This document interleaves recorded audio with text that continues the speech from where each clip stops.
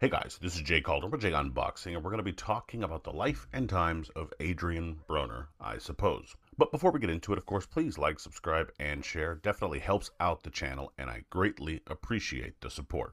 And in case you missed it, on Friday at the Seminole Hard Rock Hotel and Casino in Hollywood, Florida, the former multi-weight world titleist Adrien Broner had maybe his worst showing as a professional. At the age of 34, Broner faced off against contender BLAIR COBBS and was not his very best for sure. He was dropped hard in the second round, lost a tooth in the process, and really only managed to rally late. And while the rally is admirable, it was just too little too late in a lot of ways, because really, it might not have made a huge difference so far as his career is concerned if he had won the fight anyway.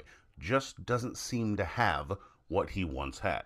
Adrien didn't seem as poised or in control, doesn't seem to have as much of an impact with his shots anymore, and whatever aura he may have possessed as a young fighter coming up is gone. Broner, for all intents and purposes, is cooked. And for many that means that a meaningful career for a once so promising fighter has come to an end. A career perhaps that hasn't met the high expectations many had for the talented American. However, I am actually inclined to say Broner got everything out of his career as he or anyone else should have realistically expected. Coming up in the sport, Broner effectively came up under that Floyd Mayweather umbrella in many respects, and he was groomed to be the heir apparent. He had a similar enough style. He was brash, confident, and seemed to gravitate towards that money approach over everything in boxing. And for the most part, on his way up, Broner backed up the cosigns and claims, picking up decent wins along the way and earning a world title at only 23 years of age. Hell, he had won titles in 4 weight classes by 26. To be fair, just in terms of gold and winning a title at least, he had a better career than most will ever have before he actually entered his physical prime, or what should have been his physical prime anyway.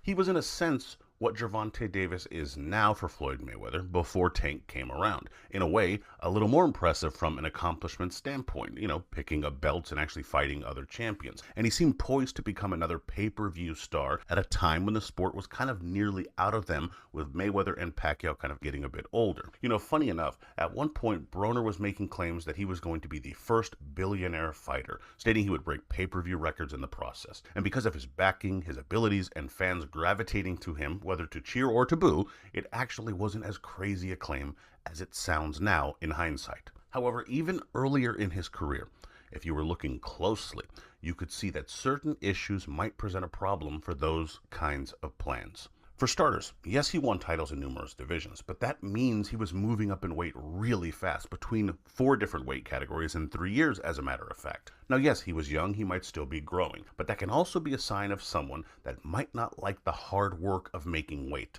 Granted, no one does, but the fact that many still do shows a certain level of dedication. With the lifestyle Broner seemed to live, partying, drinking, making that cut every 6 months seemed tough for him, perhaps. And it's not as though Broner was a long or tall fighter either. He had reasonable height for the weights to begin with, but, he wasn't really a broad fighter either. He looked a bit thicker as a fighter because of the jumps up in weight and putting on so much weight and muscle all at once. In reality, he wasn't a particularly big fighter to be putting on so much weight and moving up through so many divisions so quickly. And right away, you could tell that with the moves up, particularly to welterweight, you might get an issue or two for the American. Even against a relatively smaller, lighter-fisted fighter like Paulie Malignaggi, whom Broner took a title from at 147 pounds, Broner didn't look nearly as dynamic as he had in the smaller divisions. The outside-the-ring stuff might entertain, but he looked a bit more ordinary at the weight. In fact, from that point on, Adrien seemed like a really good fighter, who might beat other pretty good fighters as well, but not like the guy that I described from earlier in his career. Then, of course, came the Marcos Maidana fight. Again, outside the ring, he was arrogant. People got so hyped for this fight. Whether you tuned in to watch him win or lose, you tuned in and it was for Broner one way or another. Let's be real here. Prior to the Broner fight, Maidana wasn't the most beloved fan favorite that he became and that he is today. That was post-Broner, after that build-up, that Broner began and really carried throughout the fight. Broner was disrespectful, he was too confident, as it turns out, but very confident in the build-up, and he talked a great game. But come fight night, however, he just wasn't the problem that he was at 135 pounds. Now, some suggest that Maidana ruined Broner, but that's only partially true. Of course, Maidana had to do his part, and kudos to him. I'm not trying to take anything from him, but he didn't ruin Broner. He ruined our perception of Broner by exposing what was always there. The truth of the matter is Broner had never had a great defense, relied on reflexes, struggled with any kind of pressure against Daniel Ponce de Leon and even Malignaggi, and of course, with someone like Maidana, Broner didn't deal with pressure well. Not training, partying, living up to that image, all of that didn't help. The shake in his confidence, of course, with the Maidana loss certainly didn't help either. But overall, these are all things that Broner is or was. He's someone that, of course, has his weaknesses, both in terms of his mental capabilities outside the ring and, of course, his skills inside the ring. This is who he is. It's not that he's falling short, it's that this is who he is. Broner was a solid fighter, very, very good at his best, that had some great physical attributes, but his lapses in concentration, his slow starts, his inability to deal with pressure, his lack of as much power in the higher weights mostly erased his physical gifts in the biggest moments. He didn't fail to reach his potential. The boxing community failed to set a realistic expectation for him. We bought into the hype. Yes, but if he would have just trained harder, stayed disciplined, etc., he would have been in or at the top for longer. Maybe, maybe not.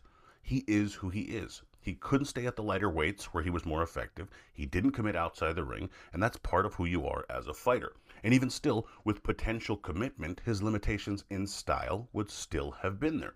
Broner had the skills that get people excited when he first came to prominence. He had speed, some power at the lighter weights. He was flashy, could use some angles, hooks, uppercuts, the fun stuff. We liked to see this, and we bit on it. We believed it would compensate for the other weaknesses, but it simply doesn't most of the time. Eventually, the best in the sport expose those weaknesses if you don't correct them. Perhaps due to said overconfidence, Broner never quite got around to that. Overall, that's not always the worst thing in the world. Broner, if he could have stayed out of legal trouble and not worried so much about his image, still made a boatload of money. Still might have it if he didn't make terrible decisions, still won numerous titles, still made an imprint on the sport during his era. His fall from grace just looks worse because he didn't stay out of trouble. So we look at it like he fell from this perch we put him on, that he maybe shouldn't have been put on in the first place based on skills, and falls even farther due to the choices he made outside the ring. But that's not the same thing as failing to live up to your talents. Just looking at his career, considering his skill and what he lacked, he had a better run than most would have. It just wasn't the legendary one that we might have predicted or that he might have predicted himself. Broner didn't fall short, we simply aimed too high for him based upon some of the skills that he had and certainly some of the skills that he lacked, whether inside the ring or not. But in any event, what do you guys think? Leave your thoughts and all that down in the comments below, of course. Do you think Broner actually lived up to his expectations, or are you kind of with me on this one and think he kind of was what he was, and that's about the level that he reached? Leave your thoughts, of course, down in the comments below. And, of course, you can like and subscribe and all that stuff and check out all the social media here. And, of course, be sure to check out JAYONBOXING.com for predictions, schedule, results, rankings, all that good stuff. And, as always, until next time.